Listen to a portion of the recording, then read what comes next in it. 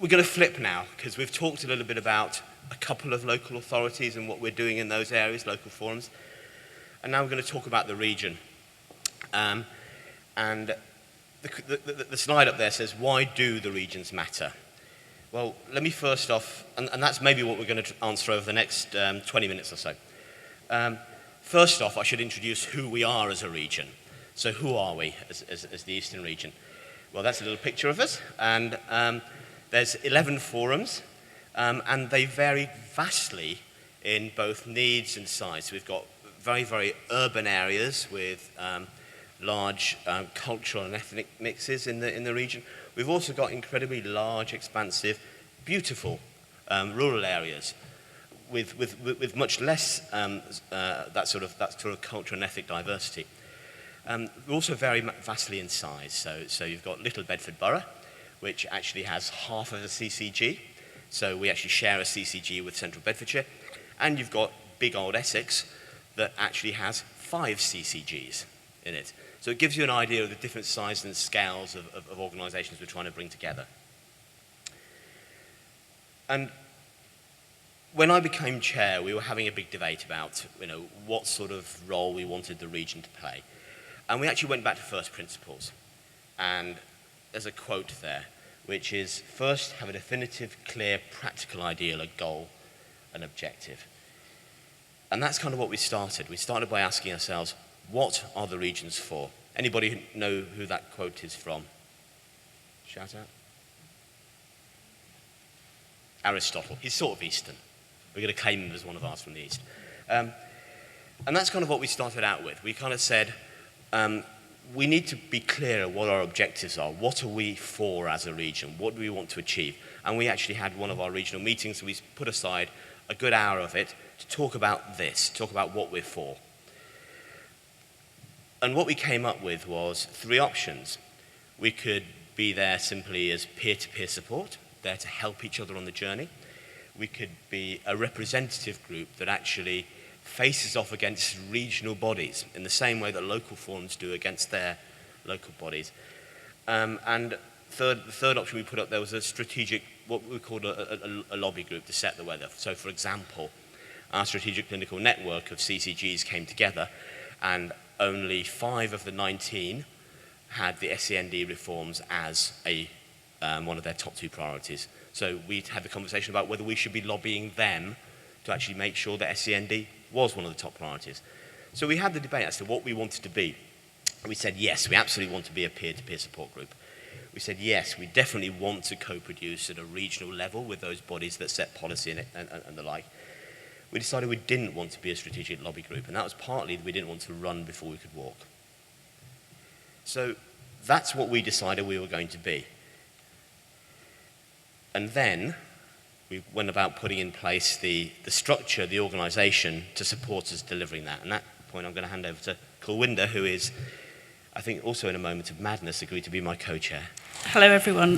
Can I just start by saying it's a real pleasure to be here. I was here last year, and there is definitely a lot more forums here today. Just to carry on, with regards to how the region is actually organised and operates. So that's the bit that I'm going to share with you today. As you all know, every forum, every region will require some steady building blocks, and we're no different. We've got governance in place, we've got people, we've got money, and we've got the type of work that we do. And each one of these I'm going to cover very clearly and hopefully slowly with you, because I do rush off. Okay, governance. We've decided that we meet on a termly basis, so our 11 authorities all come together once a term, and we keep decisions to a very light touch. What we tend to do is take decisions formally, ensure that they're forwarded, and based on that we carry on our work. Also, to make sure that people are fully aware of what we're doing and what they're doing, we have certain policies in place. These policies were adapted from policies within various forums, but to suit our own needs. So it just helped everyone realise what they were doing and what their roles and responsibilities were. So people, as with everything, we need people to run an organisation. We've got 2 chairs, and the main reason for that is the sharing of workload, but also it helps with succession planning. So it's really vital that you think about succession planning as well, because, obviously things change and things move on. We have a paid secretary, and we have one National Network Parent Carer Forum regional representative in the group as well as one administrative worker who does an immense amount of work of pulling all the meetings together.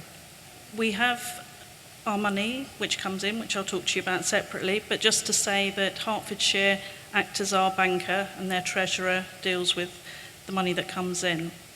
As we've seen, there's 11 forums in this area. From those 11, we've got 27 people that have been nominated to attend our regional meetings.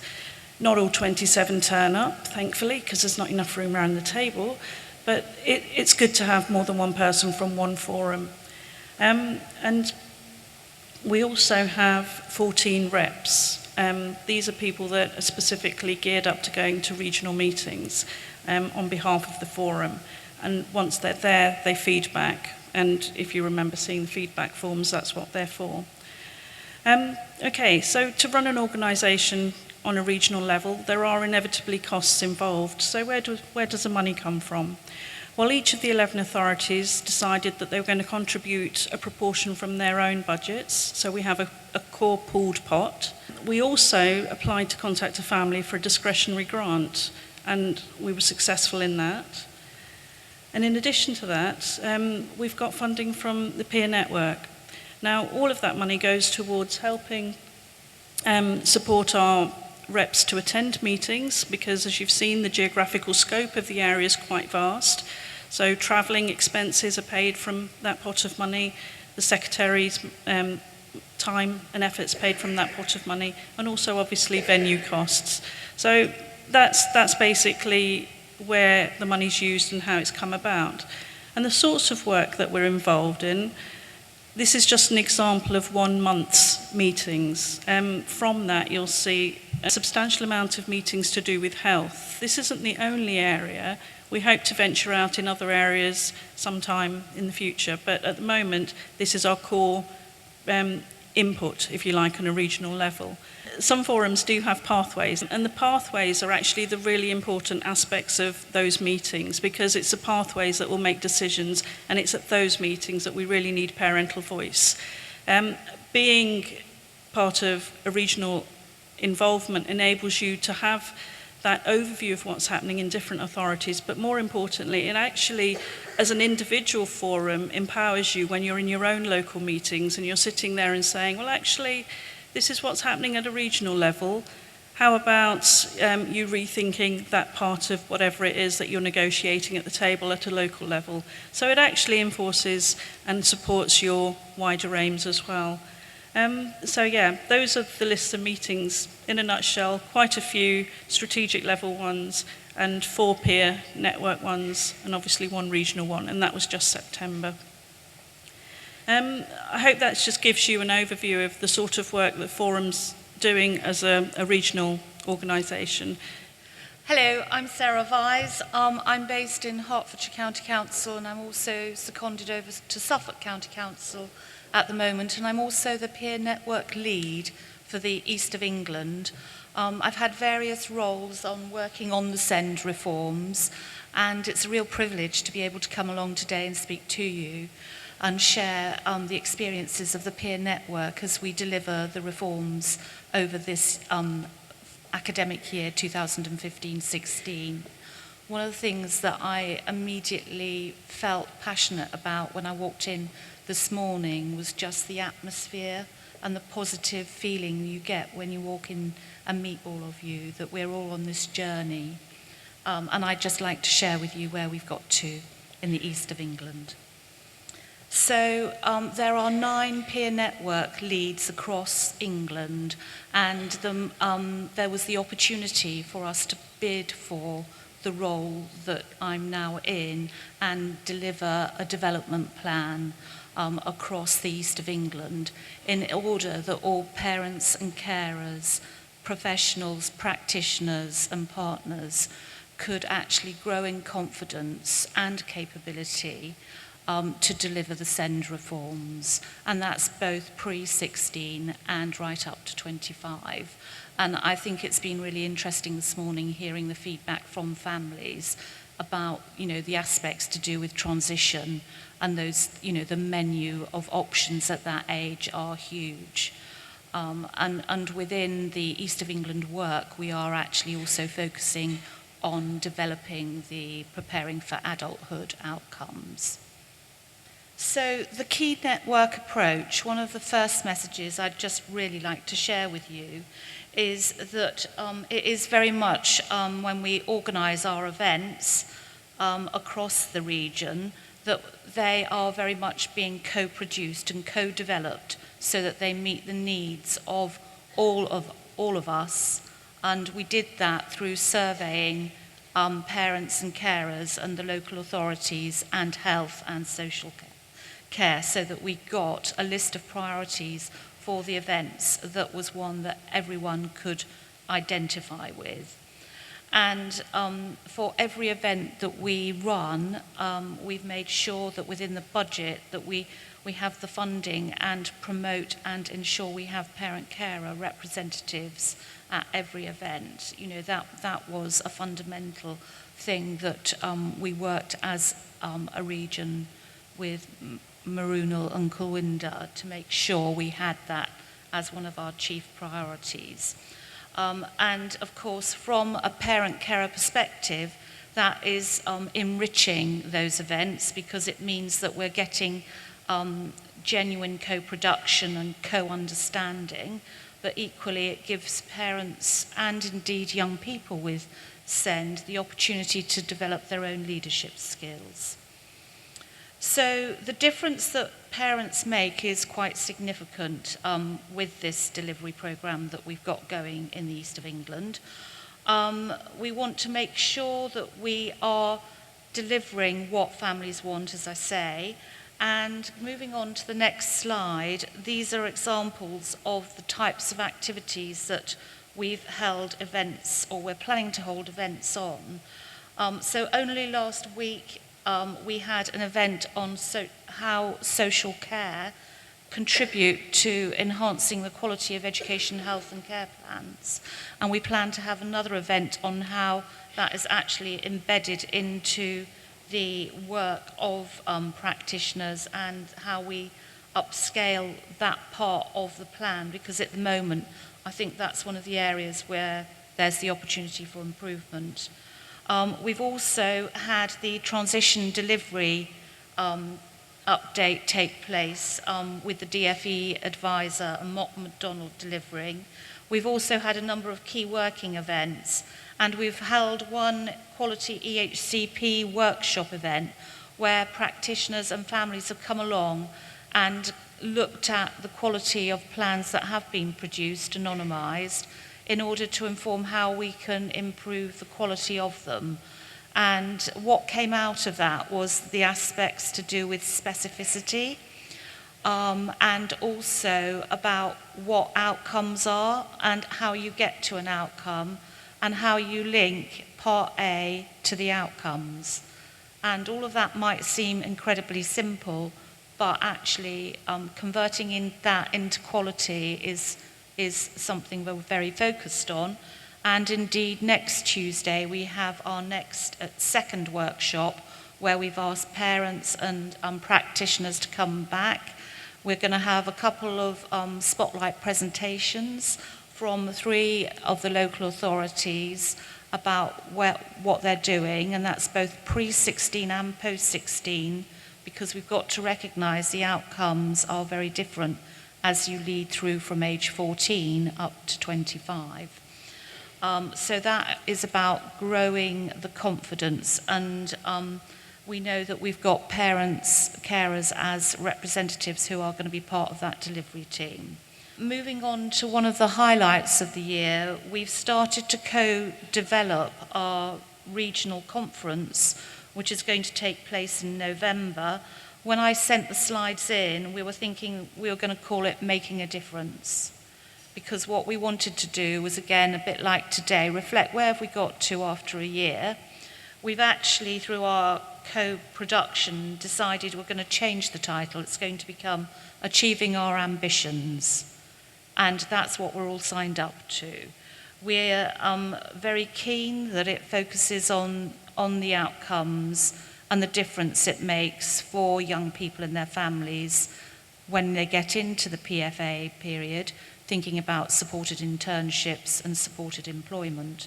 But equally, we want to understand the difference it makes, when we think about the graduated response and what it means for all families whose children have got special educational needs. So we've given a glimmer there of what we think our agenda is going to look like, but we've still got a couple of co-produced planning events that are going to take place next week to make sure that we're going to get a quality event that everybody will benefit and get something out from. Thank you very much. That just gives a snapshot of what we're doing. Thank you. So I'm going to sort of wrap up with a little bit of with a provocative question, which is kind of who cares, right? And I'm going to give you 4 reasons why I think we should care about the regions, why the regions are important. So, firstly, this slide entitled Mind the Gap. So at the top of the house, we know that we've got things like the Department for Education, the Department for Health, Ofsted, the national bodies. At the bottom of the house, we've got the local authorities and the NHS groups and the social care folks who deliver services to us. And for the top of the house, we've got the national network of parent carer forums, the National Steering Committee and the reps, who face off against the guys who make policy at a national level. Where we actually deliver services, we've got you guys, everybody in this room, parent carer forums. But in the middle, there are regional bodies that set policy, that set the agenda, that set the weather. So Sarah's just spoken about the peer networks. And the peer networks, I'd contend, are critical, because it's the peer networks that actually train a lot of the people in the local authorities on what the new legislation says and what the outcomes need to be. They're the guys that set the guidelines, they're the guys that set the culture. And we sort of came along when we were doing our work and said, actually, there's a big gap there. Are we, as a region, doing enough to set the agenda and really, really influence those guys who are operating at a regional level, knowing that they make a difference to how services are delivered? And that's why, really, that was the real reason, the primary reason why we decided to set up in the way that we have as a region, that we wanted to have that voice at that very important juncture.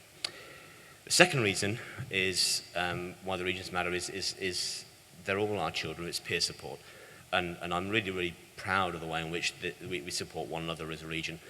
So, for example, there's been an email chain going around the last 2 weeks around, started by Steph, around the kind of legal entity structures that local forums have and what they've found and the journey they've been on to get there. And there's been lots and lots of really good sharing of experience and sharing of knowledge very actively. And that's certainly been valuable to a lot of our forums on their journey. The third point is that I'm going to put a point out there that leaders are made, not born, and that where's our talent management coming from? Where's our succession planning coming from? Right at the top of the house, all the way through the bottom. Where are we giving people the opportunity to develop? So, question for you, who's that? Call out. Sorry? Somebody got it. It's Winston Churchill. So, like, young man in the army looked very different from the war leader that we know, right? I contend he was made in the Boer War. Next one. Who's that? Right, Nelson Mandela. He's a boxer, right? Completely different from the diplomat, the patrician that we all know him as now. And his experiences changed him. And he came up through the ranks in organizations. And the idea is very much that working at a regional level gives us an opportunity, a bigger stage in which to work on, helps build skills, helps us develop our talent. And we've got to be thinking about that as an organization. And finally, parent participation is evolving, right? We are not yet fully evolved, I contend, that we're all on a journey. And before any of you think I'm calling 200 people semi-evolved Neanderthals, I'm not. Okay, I'm not. I might be, but most of you in this room are not.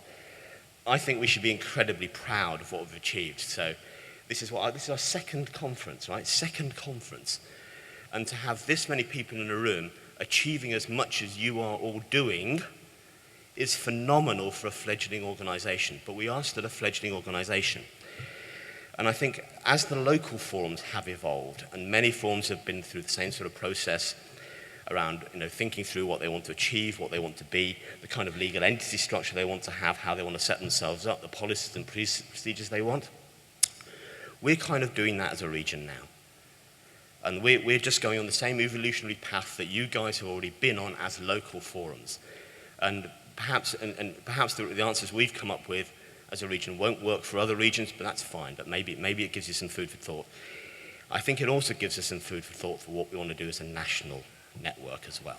How do we want to evolve and develop as a national network? And I think that's a segue into the conversation we're going to have this afternoon. So, my contention is that we still aren't in every single conversation that matters. We still haven't fully determined who we want to be, how we want to behave, the kind of work we want to do, and we haven't determined exactly how we set ourselves up. And we're all learning as we go. We're making phenomenal progress, but I don't think this is the time to rest on our laurels.